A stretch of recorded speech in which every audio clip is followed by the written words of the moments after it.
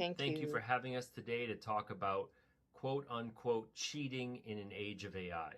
My colleague, Mr. Gregory Price, will start us off with a short description of the background of the research we did, and then I will follow up with a methods and results section. Good afternoon, everyone. My name is Greg Price. I'll focus on what the existing literature reveals about how generative AI is reshaping academic integrity and learning in Japan's university EFL classrooms. This project began from a small but telling classroom experience. A student submitted an essay with several incorrect references, and when asked about the problem, the student replied, "This is what ChatGPT said." The response revealed something deeper, I think. It showed a gap in understanding about authorship, verification, and ownership of ideas. The rapid adaptation of generative AI, or Gen AI, challenges not only traditional concepts of academic honesty, but also the relationship between students and teachers.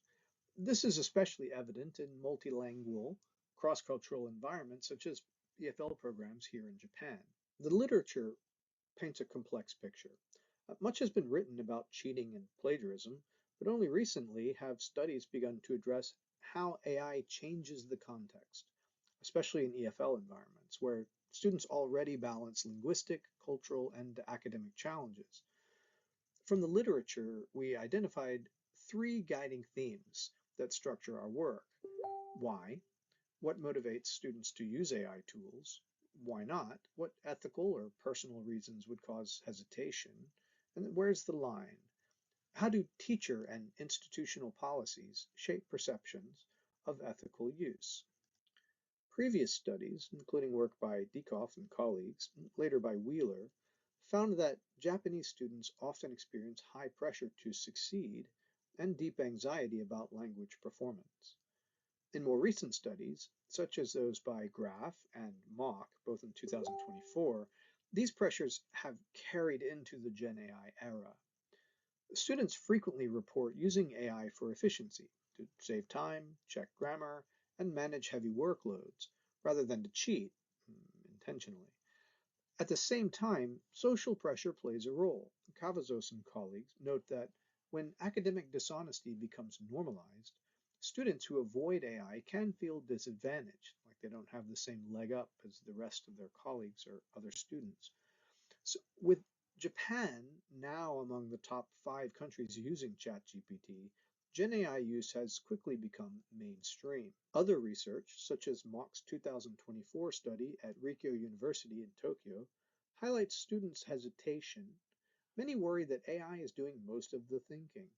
The students appreciate AI's convenience, yet worry that over-reliance will weaken their own critical thinking and writing skills. Studies by Graf and Net et al. Show that students do have an ethical sense. They generally know when AI use crosses a line. But, and especially in our experience with EFL writing students in Japan, there's often a lack of clear training in citation, paraphrasing, and proper attribution, which can complicate this. Because of that, many operate in gray areas, using AI for grammar correction or idea generation, but not sure whether it crosses a line into misconduct. A key insight from the literature is that teacher and institutional influence define the real boundary. In Japan, AI policy is decentralized. The Ministry of Education allows university to set their own rules, and most, including the University of Tokyo, show that their AI policies emphasize contextual ethics over an outright ban. According to Graf, students take cues from the classroom vibe, and studies by Neff concur that when instructors communicate expectations clearly and explain the connection to how ethics and integrity connect to the students' learning goals, then these students are more likely to act responsibly. But when those expectations are vague, students interpret the silence as permission to experiment freely. In other words, the line between help and cheating isn't fixed. It shifts with the instructor's tone, clarity, and expectations.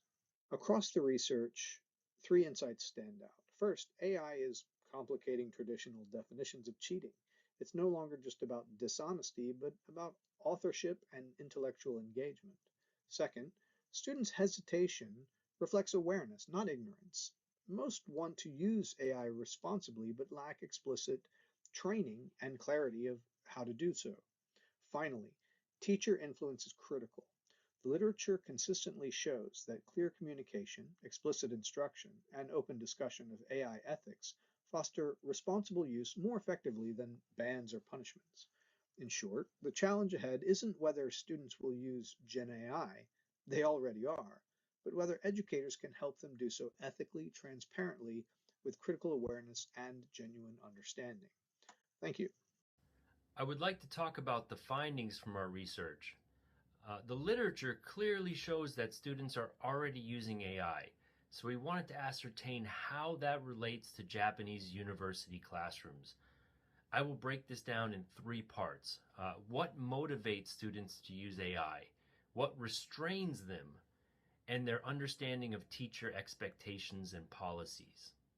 We conducted a mixed method study involving 612 Japanese university EFL students who were taking academic or research writing courses. We used two questionnaires. The first was a 20-item, 10-point Likert scale survey designed to explore three themes we identified in the literature. Those were why, motivation, why not, abstinence, and where's the line, the policy. The second survey was an open-ended survey for qualitative data, so we could have some authentic voices to match the quantitative data. Both surveys had English with Japanese translations to mitigate any language barriers. In total, 99 students completed the first survey and 96 completed the second survey. Let's start with the why, the motivation. We found that 92% of students had already used AI for English writing. The majority said they used AI to improve grammar, that was 46.9%, or to get ideas, 40.6%. Only about 12% said they used it to save time. This suggests that students see AI as less of a shortcut and more of an instrumental learning tool. As one student wrote, "If you think carefully yourself and use AI only when you have to, I think it leads to improved learning." Interestingly, 72.8% of students agreed that AI makes learning easier, and nearly 90% predicted that AI will become a normal part of academic writing in the future. So their motivation is mostly instrumental, meaning they used it to enrich their learning. Let's move on to the why not. We found some ambiguity. There was an idea that cheating was wrong. 90% of students said cheating is always wrong. Only 62.6 agreed that using AI to write an essay counted as cheating. There was strange justifications as to what qualified as cheating. So for example, one student said, using AI from the start is cheating, but using it later is okay. Another wrote, it's cheating only if you copy and paste directly. So you can see a potential for a moving goalpost. What qualifies as cheating? Guilt also plays a role. 75.5% said they would feel some level of guilt if they submitted an AI written essay. So that contributes to abstinence from using it. Over half, or 50.6%, worried about using AI because it might weaken their learning skills or their writing skills. One student captured this feeling perfectly, saying, once you use AI, you realize how easy it is and you stop thinking for yourself. So while students do use AI, many worry it could lead to self-sabotage, reducing skill development. Next, let's talk about where's the line. So who enforces the policy? We found evidence that students look to teachers to define this boundary. 76.7% said they want explicit instruction on how to use AI ethically. 67.8% said they would feel comfortable discussing AI with their teacher. 59.5% said they would be more likely to use AI if their teacher explicitly allowed it. One student wrote, appropriate guidance from teachers is necessary when using AI in education. So this suggests that students are looking to the teacher to supply them with the rules. So briefly, I want to talk about the implications. Uh, these findings suggest the need for clearer classroom level AI policies. In other words, moving from ambiguity to action.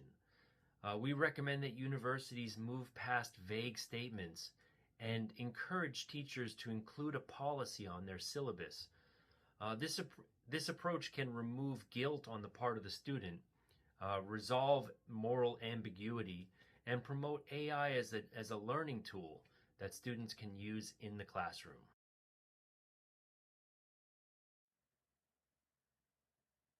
So this is our reference slide here. Thank you very much.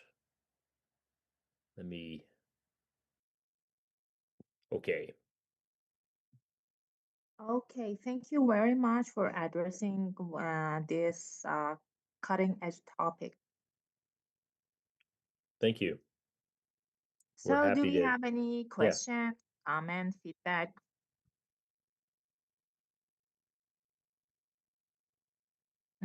Go ahead.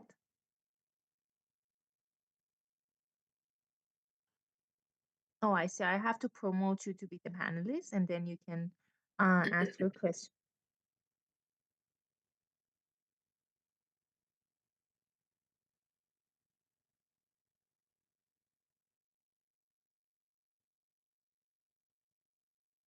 Now I can see myself and you can hear me as well.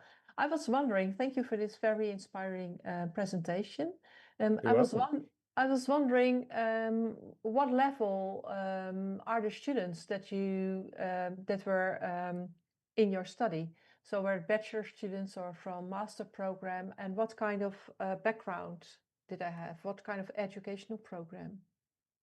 That's a great question.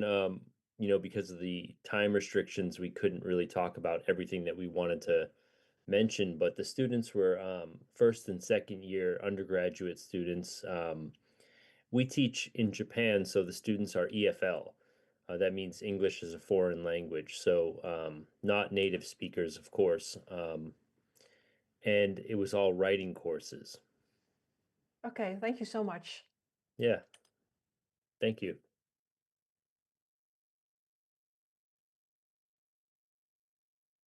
No other question?